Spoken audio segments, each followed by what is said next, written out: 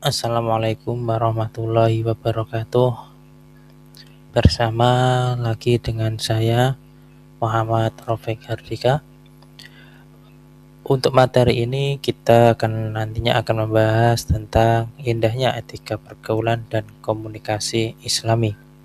Sebelum saya sampaikan materi ini, jangan lupa materi ini kalian bagikan ke teman, saudara, sahabat, atau yang lain agar ilmu yang kalian dapatkan nanti bisa manfaat untuk orang lain juga. Oke, untuk materi ini yang kita bahas adalah etika pergaulan dan komunikasi Islami. Di dalam agama Islam, etika pergaulan dan komunikasi Islami sudah dijelaskan di Al-Quran.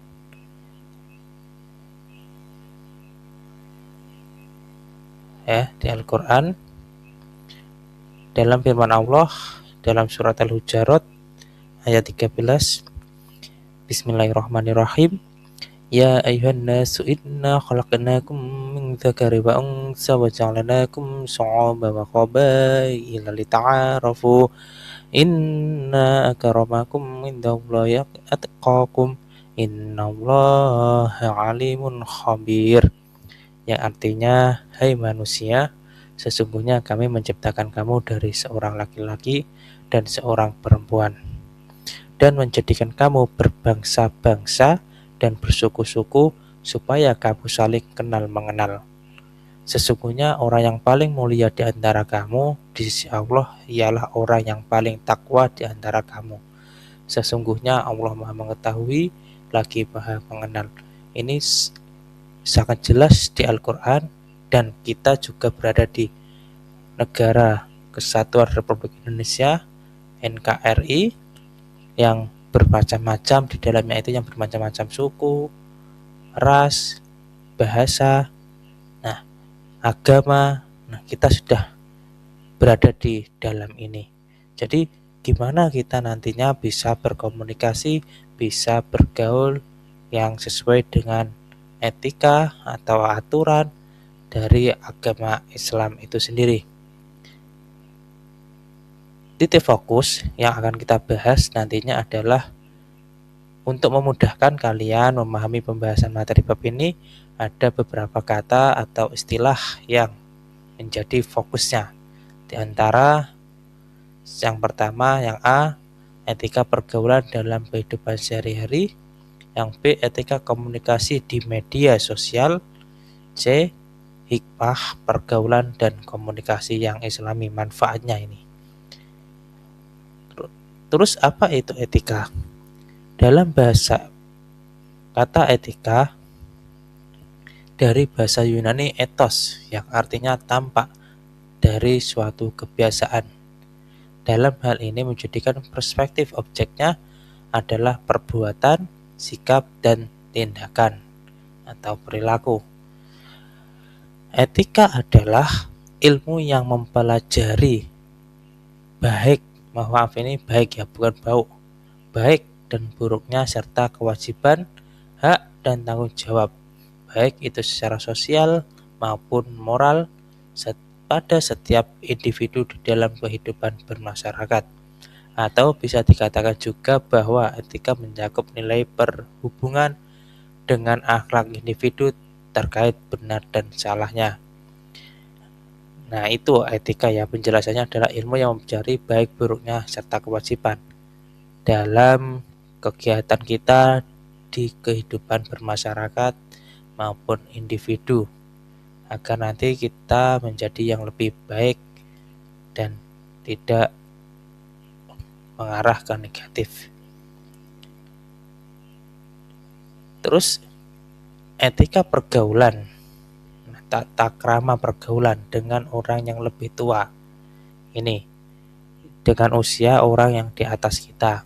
Berikut ini beberapa ajaran Islam terkait etika pergaulan dengan yang lebih tua. Yang pertama, mengucapkan salam apabila bertemu dengan mereka. Assalamualaikum nggih. Bukan halo Pak, gimana Pak? Halo, hoi, jangan. Itu bukan etika pergaulan yang Islami. Jadi ketika bertemu orang yang lebih tua, kita mengucapkan salam, Assalamualaikum. Itu lebih baik meskipun jarak yang agak jauh dan itu agak teriak, itu juga gak apa-apa. Yang penting itu positif bahasa kita. Yang kedua, berbuat baik atau berbakti dengan sebaik-baiknya, ya, berbuat baik. Nah, ini nggak boleh menyakiti. Yang ketiga, menjaga perasaan dengan jangan sampai mereka sakit hati. Ini nggak boleh nih ya. Jadi eh, cara bicara kita harus berhati-hati. Itu intinya. Bertutur kata yang baik, selalu menjaga sopan santun. Nggak boleh miso. Mohon maaf, nggak boleh bahasa jelek, kotor dan lain sebagainya. Bersikap rendah hati kepada mereka. Bersyukur atas kebaikannya merawat dan membesarkan kita. Nah, ini orang tua, saudara, sanak saudara, famili ya, yang membantu kita berkembang, bertumbuh. Nah, kita harus bersyukur atas kebaikannya. Yang ketujuh, menghormati dengan tulus dan sepenuh hati. Kita berhormati dengan tulus, jangan ada rasa paksaan atau terpaksa. Yang kedelapan, mendengarkan dan mengikuti nasihatnya dalam kebaikan. Nah, ketika orang yang lebih tua itu memberikan nasihat, memberikan arah yang lebih baik, kita mendengarkan dan bahkan kita harus mengikutinya jika itu sifatnya baik. Ya, yang C, mencontoh perilaku baik mereka. Nah, setiap orang itu pasti memiliki perilaku yang baik dan buruk. Jadi ketika orang yang lebih tua dari kita itu punya perilaku baik, kita mengikuti nerok nih. Nah, ngoten. Itu nggak boleh kita meniru perilaku yang jelek-jelek. Yang ke-10, mendoakan mereka, terutama orang tua dan saudara-saudara tua kita. Kita mendoakan, Pak, nggak bisa bahasa Arab berdoanya. Kita di agama Islam boleh menggunakan bahasa Indonesia atau bahasa Jawa atau bahasa daerahnya masing-masing.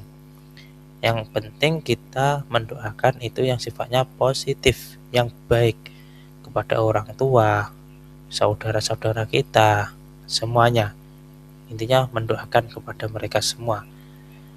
Yang 11, menjenguk atau merawat orang tua kita yang sakit. Nah, ketika orang tua atau orang yang lebih tua atau keluarga kita yang kondisinya sakit, kondisinya kurang baik, kita sebisa mungkin menjenguk, merawat, menjaga. Itu tidak boleh membiarkan begitu saja. Yang terakhir, mengucapkan salam jika mengakhiri pembicaraan atau pertemuan. Ketika kita ngobrol ya, ini ngobrol. Ketika ngobrol sudah selesai, kita mau pergi, kita juga mengucapkan assalamualaikum. Cukup segini, saya mau pergi ya, assalamualaikum. Atau nggak usah basa-basi banyak, langsung aja, assalamualaikum Pak, kita pergi. Nah, itu nggak apa-apa. Yang penting mengucapkan assalamualaikum atau pamitan. Bahasa Jawa kita pamitan. Selanjutnya, ini adalah etika pergaulan dengan teman sebaya. Tadi orang yang lebih tua, sekarang dengan teman sebaya atau teman seusia atau teman sekolah, teman bermain. Beberapa hal yang perlu diperhatikan dalam bergaul dengan teman sebaya yang sesuai dengan akhlak Islam antara lain. 1. Mengucapkan salam apabila bertemu. Tetap di agama Islam kita mengucapkan salam, tidak boleh dengan bahasa yang lain. Yang kedua, bertegur sapa dan menunjukkan wajah bersahabat ketika bertemu. Nah, ini bertegur sapa dan menunjukkan wajah bersahabat.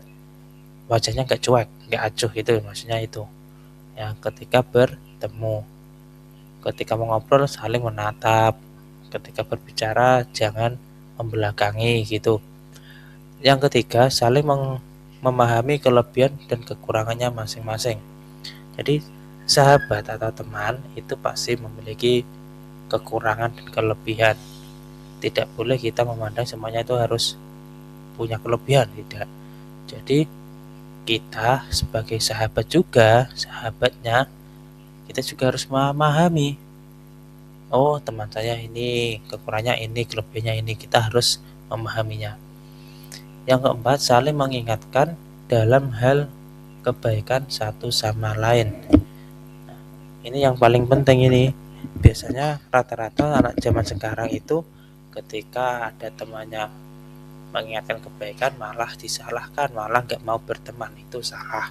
Jadi mengingatkan dalam hal kebaikan, mengajak dalam hal kebaikan itu sangat diperlukan.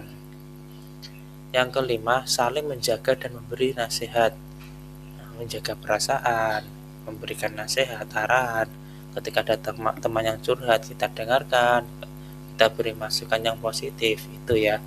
Jadi teman itu sebagai wadah untuk curhat, untuk meluapkan masalahnya. Ketika ada masalah mencari solusi, tidak dipendam sendiri, itu ya. Yang keenam, saling mendoakan agar teman-teman senantiasa dalam kebaikan. Nah, ini yang kita jarang lakukan kadang-kadang. Hal yang mudah tapi jarang kita lakukan.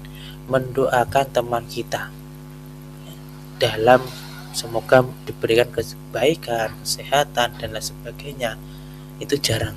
Itu sangat mudah sebenarnya. Tinggal kita mengucapkan berdoa, tetapi ini sangat jarang dilakukan oleh teman sebayanya atau teman kita. Yang ketujuh, saling menghargai dan menghormati hak teman. Apapun yang dilakukan teman, kita hormati, yang itu sifatnya positif. Teman itu seperti apa, teman itu ketika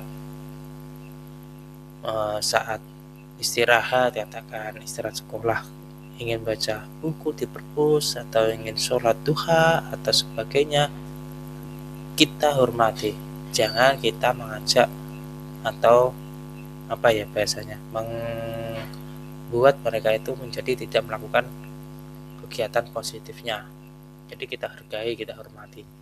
Yang kedelapan, saling mengajak kebaikan. Nah, ini sama yang atas tadi ya, mengajak kebaikan. Gak boleh kita cari teman itu yang mengajak kejelekan. Teman yang mengajak kejelekan itu sejatinya bukan teman, itu adalah setan yang menyerupai teman, itu ya sebenarnya.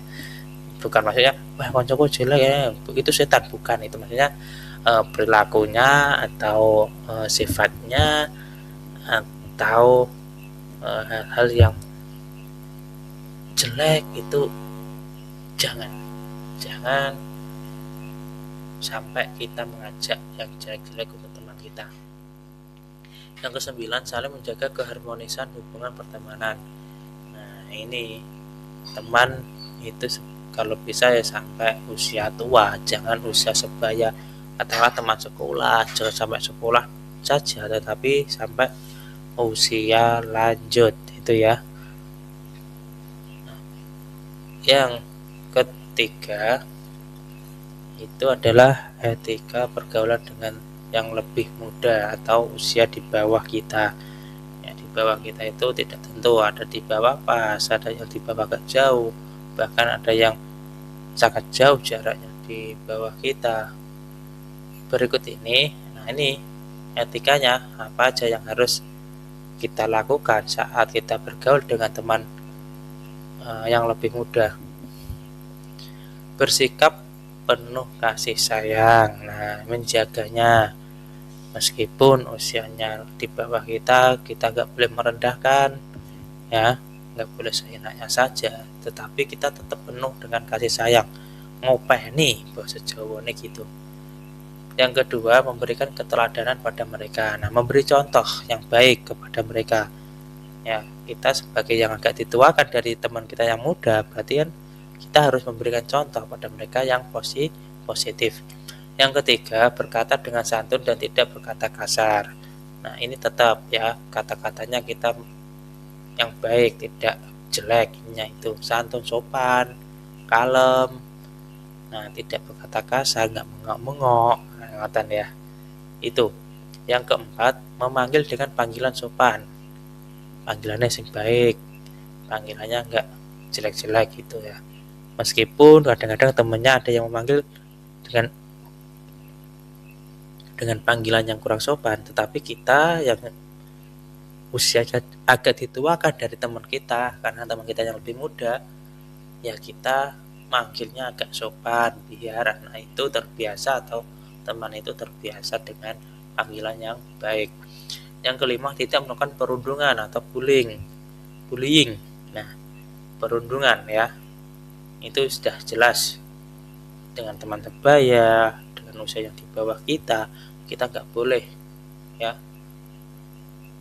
itu karena bisa merusak mental, merusak psikisnya teman kita. Bahkan nantinya ketika banyak teman kita yang kita bullying, nah itu perundungan, nanti resikonya adalah dia bisa frustasi dan bisa melakukan hal yang tidak diinginkan itu. Yang keenam, tidak menghina, meremehkan, dan menyakiti mereka. Ini sama dengan yang nomor 4, memanggil panggilan sopan agar tidak menghina. Nah, nomor 3 sama itu kayak nomor 3 ya, berkata santun, tidak merendahkan dan tidak menyakitinya. Yang ketujuh, tidak menyuruh yang kurang wajar padanya. Tidak menyuruh-nyuruh yang itu sifatnya tidak pas atau negatif. Tapi ketika kita minta tolong yang sifatnya positif, yang sifatnya tidak memberatkan, yang sifatnya tidak membebani mereka, tidak apa-apa. Cuma kita sebagai orang yang dituakan, kita harus bisa lebih memahaminya ketika kita menyuruh atau memerintah. Yang nomor 8, memberikan nasihat dengan ramah. Nasihat, dituturi. Nah, itu dengan pelan-pelan, dengan baik. Yang ke-9, menolongnya jika dibutuhkan. Kita siap menolong, siap membantu ketika teman kita yang lebih muda itu memiliki masalah atau memiliki minta tolonglah untuk kepada kita bisa mungkin kita bantu. Yang ke-10, bersabar menghadapinya. Biasanya yang lebih muda atau usia di bawah kita jauh itu lebih ya seperti itu. Jadi gimana ya, nggak bisa dijelaskan lah, intinya kita sabarlah menghadapinya.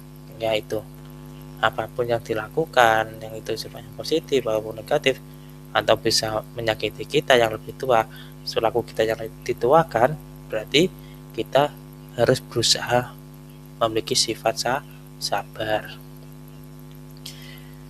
Nah, untuk etika komunikasi yang islami ini, terus etika komunikasi yang islami yang pertama adalah berbicara atau menyampaikan informasi yang benar, bukan hoak.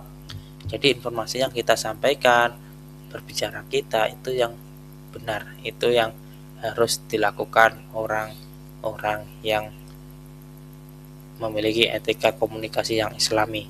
Yang kedua, menggunakan bahasa yang santun. Tadi semua yang kepada yang lebih tua, yang teman sebaya atau sepantaran, atau teman di bawah kita akan menggunakan bahasa yang santun atau sopan.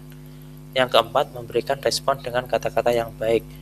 Komunikasi, ngobrol itu kita meresponnya dengan kata-kata yang baik, yaitu yang ada di etika komunikasi yang islami. Yang keempat, bertanggung jawab. Jadi ketika kita melakukan, kita bertutur kata, kita harus punya rasa tanggung jawab ya. Terus, nah ini yang terakhir apa belum ya ini? Hikmah menerapkan etika pergaulan dan komunikasi islami. Hikmahnya, ketika kita bisa menerapkan etika pergaulan dan komunikasi yang islami, yang pertama, dicintai Allah SWT dan Rasulnya. Pasti itu ya, ketika kita menerapkan perilaku yang islami, pergaulan dan komunikasi yang islami, pasti Allah mencintai itu. Yang kedua, mendatangkan pahala dari Allah, pasti kan, karena ketika kita menerapkan pergaulan dan komunikasi islami kan semuanya positif, jadi pasti itu kembali kepada kita adalah pahala-pahala yang diberikan Allah Subhanahu wa taala. Yang ketiga, menjadikan pribadi yang disegani, dihormati, disenangi oleh orang lain. Ketika kita bisa bahasanya santun, terus tidak menyakiti, pasti banyak orang di sekitar kita, baik yang lebih tua, teman sebaya, atau orang yang lebih muda dari kita atau di bawah kita, semuanya akan menghormati kita yang selalu menjaga atau menerapkan perilaku, pergaulan dan komunikasi yang islami. Yang Keempat, terciptanya kehidupan yang harmonis antara sesama, tidak ada musuh di antaranya, ya. Itu. Jadi semuanya adalah menjadi sahabat, saudara, bahkan teman.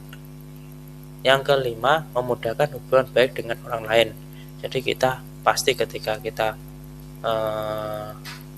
berperilaku etika yang islami, yang bergaul dengan komunikasi yang islami, pasti kita memiliki teman-teman atau orang lain itu mudah untuk kita hubungi, atau kita mintai tolong, atau kita ajak ngobrol. Itu banyak orang yang dekat kepada kita. Yang keenam, terhindar dari pertengkaran dan permusuhan. Nah ini ya, nggak ada musuh, nggak ada permusuhan, tidak ada pertengkaran, gelut. Nah itu menjadi tidak ada karena apa? Kita sudah menerapkan etika pergaulan dan komunikasi yang islami. Yang ketujuh, terhindar dari perbuatan maksiat dan dosa. Itu materinya itu. Terus untuk tugas kalian, ya, tugas kalian yang pertama, ini soalnya ya, soal yang pertama, ketika temanmu mengajak untuk berbicara keburukan teman lain atau hibah, apa yang kamu lakukan? Yang kedua, soalnya adalah kamu melihat temanmu bertengkar dengan orang tua dengan nada suara yang tinggi. Bagaimana sikapmu sebagai seorang teman? Yang ketiga, di media sosial kamu menemukan komentar yang berisi ujaran kebencian. Apa tindakan yang sebaiknya kamu ambil? Yang keempat, untuk menguatkan materi kita ya, untuk menguatkan kemampuan kita memahami ini, soalnya adalah tulis di buku tulis kalian materi yang ada di video ini tadi. Jadi materi sejak halaman pertama dan sampai yang terakhir, yang hikmah ini itu silahkan ditulis di buku tulis kalian dengan baik dan bagus. Boleh didesain dengan sebaik mungkin atau langsung ditulis, silahkan sekreatif mungkin. Itu materi kita